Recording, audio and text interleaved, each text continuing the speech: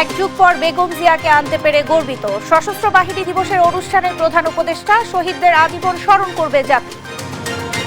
শহীদদের রক্তের সঙ্গে বেইমানি নয়, ভোটাধিকার প্রতিষ্ঠায় চ্যালেঞ্জ মোকাবেলার প্রত্যয় নবনিযুক্ত সিএসির। নতুন নির্বাচন কমিশন গঠন। স্বচ্ছতার স্বার্থে ট্রাইব্যুনালে সীমিত পরিসরে আপিলের সুযোগ, জানালেন আইন উপদেষ্টা। আলোচনার ভিত্তিতেই নেই দল নিষিদ্ধের বিধান। আদালতের নিষেধাজ্ঞা উপেক্ষা, সড়ক ও রেলপথ অবরোধে ব্যাটারি চালিত অটোরিকশা চালকরা। সাধারণ মানুষের ভোগান্তি। দুদিন পর পর রাস্তাঘাটে আইসা রাস্তা বন্ধ, সবারই ভোগান্তি। এখন শ্রমিকরা তো দাবিটা করতেই পারে, এখন সরকার উচিত একটা সমাধান করে। এই পর্যন্ত প্রায় 1 ঘন্টার উপরে লাগছে। এবং বেরিয়ে আসছে আদানির থলের বিড়াল। যুক্তরাষ্ট্রের আদালতে অভিযুক্ত হলেন ঘুষ ও প্রতারণার দায়ে, ফাঁসলেন তার 5 সহযোগীও।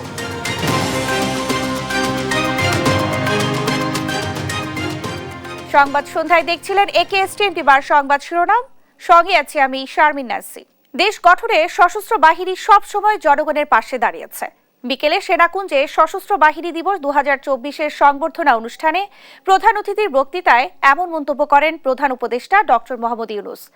বলেন, গণতান্ত্রিক ও অনুগত নেতৃত্বের প্রতি শ্রদ্ধাশীল থেকে সশস্ত্র বাহিনী কাজ করে যাচ্ছে। সশস্ত্র বাহিনী দেশের সার্বভৌমত্ব রক্ষার পাশাপাশি শান্তিরক্ষা মিশনে দক্ষতার সঙ্গে কাজ করে যাচ্ছে বলেও জানান প্রধান উপদেষ্টা ডক্টর মোহাম্মদ ইউনূস। বিস্তারিত থাকছে ফখরুল ইসলামের রিপোর্টে। সশস্ত্র বাহিনী দিবস 2024-এর সংবর্ধনা অনুষ্ঠান স্থল সেনাকুঞ্জ। প্রধান উপদেষ্টা, উপদেষ্টা পরিষদ, সামরিক বেসামরিক উচ্চপদস্থ কর্মকর্তাদের আগমনে মিলন মেলায় পরিণত হয়। সেনাকুঞ্জের অনুষ্ঠানে প্রায় 1 যুগ পর আমন্ত্রিত অতিথি হিসেবে সাবেক প্রধানমন্ত্রী ও বিএনপি চেয়ারপারসন বেগম খালেদা জিয়া উপস্থিত হন। বিকেল 4টার পর সেনাবাহিনী প্রধান, নৌ ও বিমান বাহিনী প্রধানকে নিয়ে অভিবাদন মঞ্চে ওঠেন প্রধান উপদেষ্টা ডক্টর মোহাম্মদ ইউনূস। এ সময় মুক্তিযুদ্ধের বীর শহীদ ও জুলাই আগস্টে শহীদদের প্রতি শ্রদ্ধা জানিয়ে দেশের সার্বভৌমত্ব রক্ষায় সশস্ত্র বাহিনীর আত্মত্যাগে তুলে ধরেন। মুক্তিযুদ্ধ চলাকালীন সেনা, নৌ এবং বিমান বাহিনীর অকুতোভয় বীর সেনানীরা মুক্তিকামী আপামর জনসাধারণের সঙ্গে কাঁধে কাঁধ মিলিয়ে জল, স্থল ও আকাশপথে সম্মিলিতভাবে অপ্রতিরোধ্য আক্রমণ চালিয়েছিল। মুক্তিযুদ্ধকে বেগবান ও সুসংগঠিত করার লক্ষ্যে গঠিত বাংলাদেশ ফোর্সেসের অধীনে 11টি সেক্টর দেশের বিভিন্ন অংশ থেকে আসা মুক্তিযোদ্ধাদের সামরিক প্রশিক্ষণের পাশাপাশি গেরিলা প্রশিক্ষণ দিয়েছিল। 71 সালের 21শে নভেম্বর আমাদের সশস্ত্র বাহিনী যে যৌথ অভিযান শুরু করেছিল, 16ই ডিসেম্বর তা চূড়ান্ত বিজয়ে পরিণত হয়। দেশ ও দেশের বাহিরে শান্তি মিশনে সশস্ত্র বাহিনী দক্ষতার সঙ্গে কাজ করছে বলে জানান ডক্টর মোহাম্মদ ইউনূস। এ সময় দেশের গণতন্ত্র ও নেতৃত্বের প্রতি সশস্ত্র বাহিনীর শ্রদ্ধাশীল ভূমিকার কথাও তুলে ধরেন প্রধান উপদেষ্টা। এর আগে জাতীয় সঙ্গীত পরিবেশনের মাধ্যমে শ্রদ্ধা জানিয়ে শুরু হয় অনুষ্ঠানের কার্যক্রম। সেনাকুঞ্জে কুশল বিনিময় শেষে প্রধান উপদেষ্টার আমন্ত্রিত অতিথিদের ধন্যবাদ বক্তৃতার মধ্য দিয়ে শেষ হয় সশস্ত্র বাহিনী দিবস। আপন অপু, দেশ টিভি, ঢাকা। মানুষের ভোটাধিকার নিশ্চিতের চ্যালেঞ্জ মোকাবেলায় নতুন নির্বাচন কমিশন করবে বলে জানিয়েছেন নবনিযুক্ত প্রধান নির্বাচন কমিশনার AMM নাসির উদ্দিন। বিকেলে তার বাসভবনে সাংবাদিকদের সাথে আলাপকালে তিনি জানান, সুষ্ঠু, অবাধ ও নিরপেক্ষ নির্বাচন উপহার দিতে সর্বোচ্চ চেষ্টা চালাবে কমিশন। জুলাই আগস্টের গণহত্যার বিষয়টি উল্লেখ করে তিনি বলেন, এত মানুষের রক্তের বিনিময়ে দায়িত্ব নেওয়া চ্যালেঞ্জটা অনেক বেশি থাকবে। পূর্বের দায়িত্বপ্রাপ্তদের ব্যর্থতাকে শিক্ষা হিসেবে নিয়ে গ্রহণযোগ্য নির্বাচনী পরিবেশ সৃষ্টির লক্ষ্যে নিরপেক্ষভাবে দায়িত্ব পালনের প্রত্যয়ের কথা জানান তিনি। এর আগে বৃহস্পতিবার প্রধান নির্বাচন কমিশনার ও 4 কমিশনারকে নিয়োগের প্রজ্ঞাপন জারি করে মন্ত্রিপরিষদ বিভাগ। 4 কমিশনার হলেন সাবেক অতিরিক্ত সচিব মোহাম্মদ আনোয়ারুল ইসলাম সরকার, অবসরপ্রাপ্ত জেলা ও দায়রা জজ আব্দুর রহমানেল মাসুদ, সাবেক যুগ্ম সচিব বেগম তাহমিদা আহমেদ এবং অবসরপ্রাপ্ত ব্রিগেডিয়ার জেনারেল আবুল ফজল মোহাম্মদ সানাউল্লাহ। ভোটের অধিকার যে প্রয়োগ সেটা বাধাগ্রস্ত হয়েছে, এই বাধা অপসারণ করে মানুষের যে ভোটের অধিকারটা প্রতিষ্ঠা করা, এটাই সবচেয়ে বড় চ্যালেঞ্জ। আমি মনে করি যে একটা free, fair and credible election জাতিকে উপহার দিতে হবে। 15-16 বছর ধরে কত লোক জান দিয়েছে, না প্রাণ দিয়েছে। তো লোক অত্যাচারিত হয়েছে, খুন হয়েছে, গুম হয়েছে, আপনারা সবাই জানেন। তো ওদের সবার দাবির মধ্যে একটা, অনেকগুলো দাবির মধ্যে মূল দাবিটা ছিল যে মানুষের ভোটের অধিকার প্রতিষ্ঠা। বিচারিক শুদ্ধতার জন্য আন্তর্জাতিক অপরাধ ট্রাইব্যুনালের অন্তর্বর্তীকালীন আদেশের বিরুদ্ধে আপিলের বিধান রাখা রয়েছে বলে জানিয়েছেন আইন উপদেষ্টা আসিফ নজরুল। সকালে আন্তর্জাতিক অপরাধ ট্রাইব্যুনাল পরিদর্শন শেষে আন্তর্জাতিক অপরাধ ট্রাইব্যুনাল সংশোধন অধ্যাদেশের বিষয়ে জানতে চাইলে তিনি একথা বলেন আপিলের সুযোগও সীমিত আকারে থাকবে। এ সময় সবার সঙ্গে আলোচনা করেই এই অধ্যাদেশের রাজনৈতিক দল নিষিদ্ধের বিধান রাখা হয়নি বলেও জানান আইন উপদেষ্টা। ওই তো বলেছি, সবাই মিলে চিন্তা করেছে যে এই বিচারের শুদ্ধতা রক্ষার জন্য রাজনৈতিক দলের ইস্যু আনা উচিত না। তো আমি কালকেই বলেছি ভাই, আপিলের অনুমতি রাখা হয়েছে অন্তর্বর্তীকালীন আদেশের বিরুদ্ধে। এটা বিচার বিলম্বিত করা শামিল কিনা অনেকেই মনে করছেন এটা কোনো চক্রান্ত, মানে জুলাই আগস্টের বিপ্লবের সাথে এটা বিচারের শুদ্ধতার জন্য করা হয়েছে এবং খুব সীমাবদ্ধ ক্ষেত্রে। ডক্টর মোহাম্মদ ইউনূসের বিরুদ্ধে শ্রম আইন লঙ্ঘনের 5টি ও মানহানির একটি মামলা বাতিল করেছেন হাইকোর্ট। বৃহস্পতিবার মামলার শুনানি শেষে ডক্টর মোহাম্মদ ইউনূসের আইনজীবী বলেন, শ্রম আইনে যারা মামলা করেছিলেন তাদেরকে চুক্তি ভিত্তিক নিয়োগ দেওয়া হয়। চুক্তির মেয়াদ শেষ হওয়ায় তারা বাদ পড়েন। আর মানহানির মামলার বিষয়ে তিনি বলেন, জাসদের এক নেতা 2011 সালে এই মামলাটি করেন, যাকে রাজনৈতিক মামলা বলা যেতে পারে। মামলার রায়ের ক্ষেত্রে ডক্টর মোহাম্মদ ইউনূসের প্রধান উপদেষ্টা হওয়ার বিষয়টি কোনোভাবেই প্রভাব ফেলেনি বলেও জানান তিনি।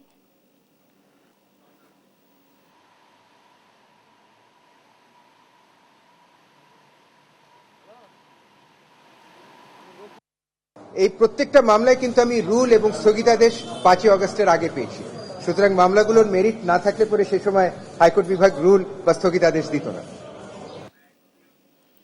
আদালতের আদেশ উপেক্ষা করে সকাল থেকেই আন্দোলনে নামেন ব্যাটারি চালিত রিকশা চালকরা। আগারগাঁও, কল্যাণপুর, গাবতলী, টেকনিক্যাল, মহাখালী, মোহাম্মদপুর, পল্লবী, ডেমরা এলাকায় চালকরা সড়ক অবরোধ করে বিক্ষোভ শুরু করায় বন্ধ হয়ে যায় যান চলাচল। চরম ভোগান্তিতে পড়েন সাধারণ মানুষ। শাহাদাত নিশাদের রিপোর্ট, জানাচ্ছেন নাফিয়া ফারজানা। সকাল থেকে চিত্র রাজধানীর বিভিন্ন সড়কের। যানজটে স্থবির রাজধানীর প্রধান সড়কগুলো। পায়ে হেঁটেই গন্তব্যে যাচ্ছে সাধারণ মানুষ।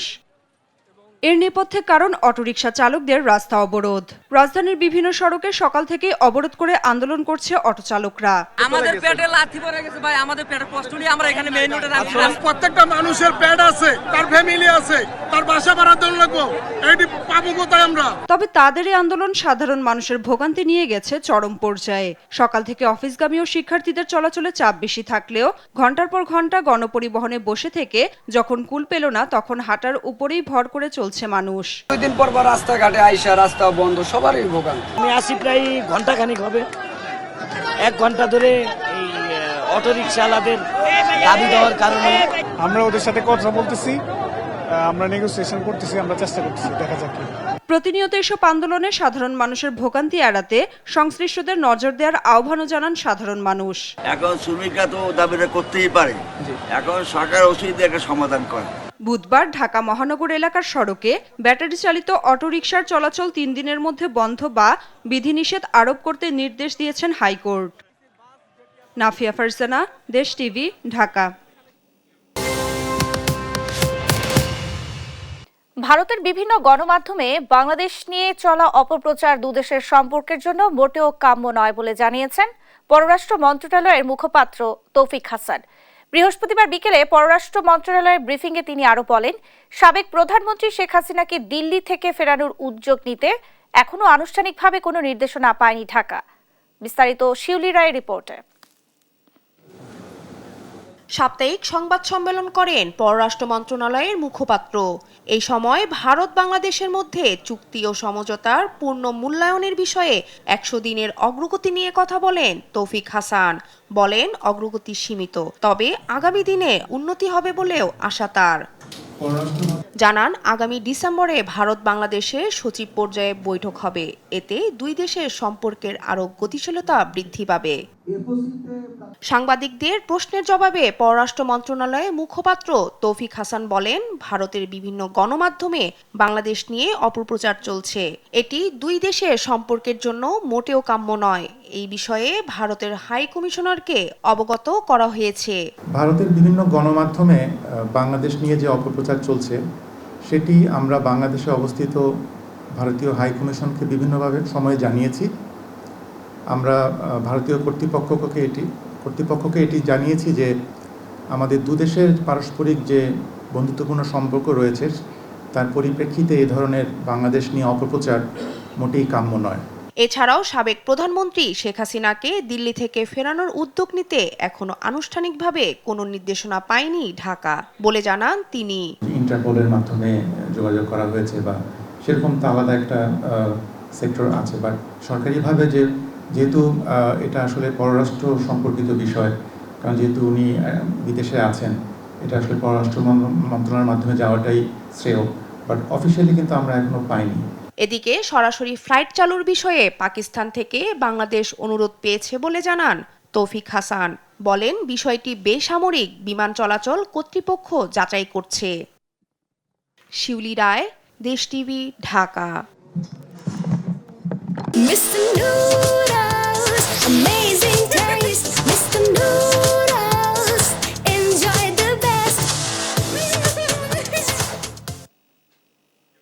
মূল্য নির্ধারণ কাঠামো সংস্কার হলে জ্বালানি তেলের দাম 10 থেকে 15 টাকা কমানো সম্ভব বলে জানিয়েছেন গবেষণা প্রতিষ্ঠান Centre for Policy Dialogue CPD. আর বিদ্যুৎ খাতে ভর্তুকি তুলে নিলে যেসব চ্যালেঞ্জ রয়েছে তার মধ্যে প্রধান হচ্ছে দাম বেড়ে যাওয়া। অথচ এর মধ্যেও বিপিসি সহ এই খাতের কোম্পানিগুলো যে মুনাফা করছে তার বোঝা সাধারণ মানুষের উপর যে পড়ছে বলে জানিয়েছেন বিশেষজ্ঞরা। বৃহস্পতিবার সিপিডি আয়োজিত বাজার ভিত্তিক জ্বালানির দাম নির্ধারণে সম্ভাবনা ও সংস্কার নিয়ে আলোচনায় এ কথা জানান তারা। বিস্তারিত থাকছে নিয়াজ মোর্শেদের প্রতিবেদনে। জ্বালানি ও বিদ্যুৎ খাতে ভর্তুকি তুলে নিলে যেসব চ্যালেঞ্জ রয়েছে তার মধ্যে অন্যতম হচ্ছে মূল্যবৃদ্ধিতে চাপ বাড়বে সাধারণ মানুষের উপর। অথচ এই পরিস্থিতিতেও বিপিসি সহ এ খাতের কোম্পানিগুলো করেছে অধিক মুনাফা। বৃহস্পতিবার সিপিডি আয়োজিত বাজার ভিত্তিক জ্বালানি দাম নির্ধারণের সম্ভাবনা ও সংস্কার নিয়ে আলোচনা হয়। এ সময় হাজার হাজার কোটি টাকা ভর্তুকি দিয়েও তেলের দাম কেন কমছে না সেই প্রশ্ন তোলে পেট্রোল পাম্প অনার্স অ্যাসোসিয়েশন। সারা জীবন শুনে আসছি আমরা বিবিসি না সরকার হাজার হাজার কোটি টাকা ভর্তুকি দিচ্ছে।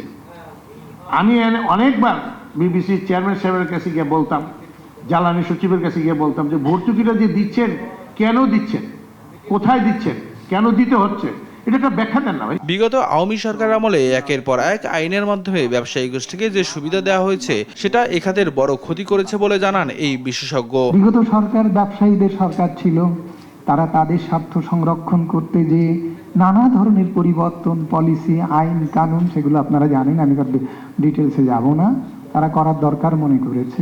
কিন্তু আজকের সরকারের তারই ধারাবাহিকতায় তেলের মূল্য, ডিজেলের মূল্য, পেট্রোলের মূল্য, কেরোসিনের মূল্য তার নিজের হাতে কেন রাখতে? এদিকে 50,000 কোটি টাকা লেনদেনের মধ্যে 3 থেকে 4,000 কোটি টাকা মুনাফা অনেক কম বলে জানান বিপিসির চেয়ারম্যান। 50,000 কোটি টাকা টার্নওভারে 3,000 কোটি টাকা কিন্তু লাভের অঙ্কে খুব বেশি কিছু না। এটা যদি আপনি বিজনেস টার্ম চিন্তা করেন যে 50,000 কোটি 7%, সো এটা কিন্তু একেবারে কম। এই সময় বিইআরসির চেয়ারম্যান জানান 5ই আগস্টের পরে জ্বালানি তেলের দাম কমানোর অনুকূল পরিবেশ তৈরি হয়েছে। আদর্শ যে সিচুয়েশন, যে আইডিয়াল সিচুয়েশনে কাজ করার যে অভিজ্ঞতা, এটা বিইআরসি কিন্তু হয়নি। সো এনাবলিং এনভায়রনমেন্ট যদি হয়, আইডিয়াল সিচুয়েশন যদি হয় কাজ করার, নিঃসন্দেহে that will improve the efficiency of BERC in future. বিগত সময়ে যারা অতিরিক্ত মুনাফা করেছে তাদের চিহ্নিত করে ব্যবস্থা নেওয়ার দাবি জানান আলোচকরা। নিয়াজ মোর্শেদ, দেশ টিভি, ঢাকা। দেখছেন সংবাদ সন্ধ্যা। এবারে আন্তর্জাতিক প্রসঙ্গ। ইসরায়েলের বিরুদ্ধে গাজায় যুদ্ধাপরাধের অভিযোগ এনেছে আন্তর্জাতিক অপরাধ আদালত। ইসরায়েল প্রধানমন্ত্রী বেনিয়ামিন নেতানিয়াহুর বিরুদ্ধে জারি করা হয়েছে গ্রেফতারি পরোয়ানা। পাশাপাশি সাবেক প্রতিরক্ষামন্ত্রী ইয়োভ গ্যালন্ট ও হামাসের সামরিক কমান্ডার মোহাম্মদ দেফের বিরুদ্ধেও পরোয়ানা জারি করা হয়। মানুষের বেঁচে থাকার প্রয়োজনীয় জিনিসপত্র থেকে বঞ্চিত করেছেন এমন অভিযোগও আছে নেতানিয়াহুর ও তার প্রশাসনের বিরুদ্ধে। গত বছরের 7 অক্টোবর থেকে এখন পর্যন্ত ইসরায়েলি বর্বরতায় অন্তত ৪৫,০০০ ফিলিস্তিনি নিহত হয়েছে, আহত হয়েছে প্রায় ১.৫ লাখ মানুষ। ভারতের বৃহৎ শিল্পগোষ্ঠী আদানি গ্রুপের চেয়ারম্যান ও বিশ্বের অন্যতম ধনী ব্যক্তি গৌতম আদানির থলের বিড়াল বেরিয়ে আসছে। সৌরবিদ্যুৎ প্রকল্পের জন্য গোপনে $250 মিলিয়ন ঘুষের প্রস্তাব দেওয়ার অভিযোগে নিউ ইয়র্কে ঘুষ ও প্রতারণার দায়ের করা মামলায় অভিযুক্ত এই ভারতীয় ধনকুবের। সেই সঙ্গে আদানির বিরুদ্ধে গ্রেফতারি পরোয়ানা জারি করেছেন বিচারক। বিস্তারিত লুৎফর কবিরের রিপোর্টে। গৌতম আদানি, যাকে নিয়ে রয়েছে অহরহ বিতর্ক, এবার বেরিয়ে আসছে থলের বিড়াল। ঘুষ ও প্রতারণার কাণ্ডে ফেঁসে যাচ্ছেন বিশ্বের অন্যতম শীর্ষ ধনী ভারতের আদানি গ্রুপের চেয়ারপারসন গৌতম আদানি। আদানির বিরুদ্ধে যুক্তরাষ্ট্রের নিউ ইয়র্কে ঘুষ ও প্রতারণার অভিযোগে দায়ের করা হয়েছে মামলা। এ নিয়ে মার্কিন প্রসিকিউটররা জানান, মামলায় গৌতম আদানি, তার ভাতিজা সাগর আদানি সহ অভিযুক্ত করা হয়েছে আরও 6 জনকে। সূত্রের বরাতে বিবিসি জানায়, তার বিরুদ্ধে $25 কোটি ঘুষ লেনদেনের ষড়যন্ত্র এবং বিনিয়োগকারীদের কাছে তথ্য গোপন করে যুক্তরাষ্ট্রের বাজার থেকে অর্থ সংগ্রহের চেষ্টার অভিযোগ আনা হয়েছে এ মামলায়, যা করা হয় অত্যন্ত গোপনে। যুক্তরাষ্ট্রের স্থানীয় সময় বুধবার নিউ ইয়র্কে ফৌজদারি অভিযোগ দায়ের করা হয়। আদালতের নথিতে এসেছে, গৌতম আদানি ও সাগর আদানির বিরুদ্ধে একজন বিচারক গ্রেপ্তারি পরোয়ানা জারি করেছেন। ওই পরোয়ানা বিদেশি আইন প্রয়োগকারী সংস্থাগুলোর কাছে হস্তান্তরের পরিকল্পনা করছেন। এ ঘটনায় তোলপাড় ভারতে। ধারণা করা হচ্ছে, প্রতারণায় বড় ধাক্কা খেতে পারে তার প্রতিষ্ঠান। এই প্রশ্নে মার্কিন উপসহকারী অ্যাটর্নি জেনারেল লিসা মিলার বলেন, আদানি ও তার সহযোগীরা নবায়নযোগ্য জ্বালানি প্রতিষ্ঠানের জন্য কাজ পেতে ভারতীয় কর্মকর্তাদের $25 কোটি ঘুষ দেওয়ার সিদ্ধান্ত নেন, আর এতে তাদের লাভ হতো $200 কোটি। যদিও এ বিষয়ে মুখ বন্ধ আদানি গ্রুপের। 62 বছর বয়সী ধনকুবের গৌতম আদানির সঙ্গে সুসম্পর্ক আছে প্রধানমন্ত্রী নরেন্দ্র মোদীর। এই সম্পর্ক কাজে লাগিয়ে দিনের পর দিন সুবিধা নিচ্ছেন বলে অভিযোগ দেশটির বিরোধীদের। লুৎফর কবির, নিউজ ডেস্ক, দেশ টিভি। দেখছেন সংবাদ সন্ধ্যা। কাল ওয়েস্ট ইন্ডিজ বিপক্ষে ওয়ার্ল্ড টেস্ট চ্যাম্পিয়নশিপের ম্যাচে মাঠে নামছে বাংলাদেশ। নর্থ সাউন্ডে ম্যাচটি শুরু হবে বাংলাদেশ সময় রাত 8টায়। টেস্ট ম্যাচ শুরুর আগে 2 দিনের প্রস্তুতি ম্যাচ খেলেছে বাংলাদেশ। সেখানে নিজেদের ঝালিয়ে নিয়েছে মেহেদী হাসান মিরাজরা। এদিকে ওয়েস্ট ইন্ডিজ সফরে সিনিয়র সহকারী কোচ মোহাম্মদ সালাউদ্দিন পালন করবেন ব্যাটিং কোচের ভূমিকাও, কারণ বাংলাদেশ দলের batting coach David hemp West Indies সফরে যাননি। এছাড়া বাংলাদেশ দলের পারফরমেন্স অ্যানালিস্ট পদে মহসিন শেখের পরিবর্তে ভারতের অক্ষয় হিরেমাতকে নেওয়া হয়েছে এই সিরিজে। দুবাইতে T10 লিগে সাকিবের দল বাংলা টাইগার্সের দলের হয়ে কাজ করছেন মহসিন, আর বিপিএল এ কাজ করবেন খুলনা টাইগার্সের হয়ে।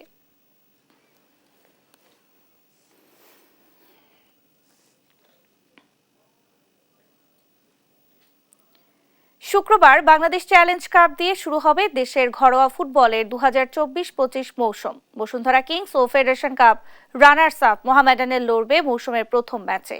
গত 5ই আগস্ট ছাত্র জনতার গণ অভ্যুত্থানকে স্মরণে রেখে এই আয়োজনের নাম রাখা হয়েছে বাংলাদেশ 2 পয়েন্ট ও চ্যালেঞ্জ কাপ 2024-25। শুক্রবার বিকেল 5টায় ম্যাচটি হবে প্রিমিয়ার লিগ চ্যাম্পিয়ন দলের ভেন্যু বসুন্ধরা কিংস অ্যারেনায়। আগের আসরে লিগ চ্যাম্পিয়ন ও ফেডারেশন কাপ চ্যাম্পিয়ন দলের লড়াই দিয়ে প্রতি মৌসুম শুরু হবে এমন সিদ্ধান্ত নেওয়া আছে বাফুফের। সর্বশেষ আসরের 3টি ট্রফি জিতেছে বসুন্ধরা কিংস, তাই federation cup runners up Mohammedan তাদের সঙ্গে খেলবে এই ম্যাচটি। 2 চ্যাম্পিয়নের লড়াইটি হবে লিগ চ্যাম্পিয়নের ভেন্যুতে, তাই প্রথম আসরের আয়োজক বসুন্ধরা কিংস। শুক্রবার এই ম্যাচ হওয়ার 1 সপ্তাহ পর 29 নভেম্বর মাঠে গড়াবে বাংলাদেশ প্রিমিয়ার লিগ, আর 3 ডিসেম্বর থেকে শুরু হবে ফেডারেশন কাপ। এবার শীর্ষ লিগে অংশ নেবে 10 ক্লাব।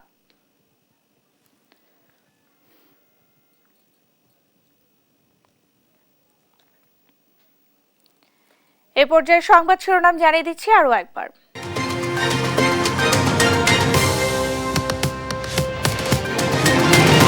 এক যুগ পর বেগম জিয়াকে আনতে পেরে গর্বিত, সশস্ত্র বাহিনী দিবসের অনুষ্ঠানে প্রধান উপদেষ্টা। শহীদদের আজীবন স্মরণ করবে জাতি। শহীদদের রক্তের সঙ্গে বেইমানি নয়, ভোটাধিকার প্রতিষ্ঠায় চ্যালেঞ্জ মোকাবেলার প্রত্যয় নবনিযুক্ত সিএসি। নতুন নির্বাচন কমিশন গঠন। স্বচ্ছতার স্বার্থে ট্রাইব্যুনালে সীমিত পরিসরে আপিলের সুযোগ, জানালেন আইন উপদেষ্টা। আলোচনার ভিত্তিতেই নেই দল নিষিদ্ধের বিধান। আদালতের নিষেধাজ্ঞা উপেক্ষা, সড়ক ও রেলপথ অবরোধে ব্যাটারি চালিত অটোরিকশা, সাধারণ মানুষের ভোগান্তি। 2 দিন পর পর রাস্তাঘাটে আইসা রাস্তা বন্ধ, সবারই ভোগান্তি। এখন শ্রমিকরা তো দাবিটা করতেই পারে, এখন সরকার উচিত একটা সমাধান করে। এই পর্যন্ত প্রায় 1 ঘন্টার উপরে লাগছে। এবং বেরিয়ে আসছে আদানির থলের বিড়াল। যুক্তরাষ্ট্রের আদালতে অভিযুক্ত হলেন ঘুষ ও প্রতারণার দায়ে, ফাঁসলেন তার 5 সহযোগীও। এই ছিল এখনকার সংবাদ সন্ধ্যা। পরের বুলেটিন দেখার আমন্ত্রণ রইল। এছাড়া দেশ টিভির সর্বশেষ সব খবর পেতে ভিজিট করুন www.desh.tv। ফেসবুকে আমাদের সঙ্গে যুক্ত থাকুন দেশ টিভি অথবা দেশ টেলিভিশন পেজে। এছাড়াও সর্বশেষ সব ভিডিও পেতে ইউটিউবে আমাদের হ্যান্ডেল @দেশ টেলিভিশন অথবা @দেশ টিভি নিউজ লিখে সার্চ করুন। ধন্যবাদ সবাইকে।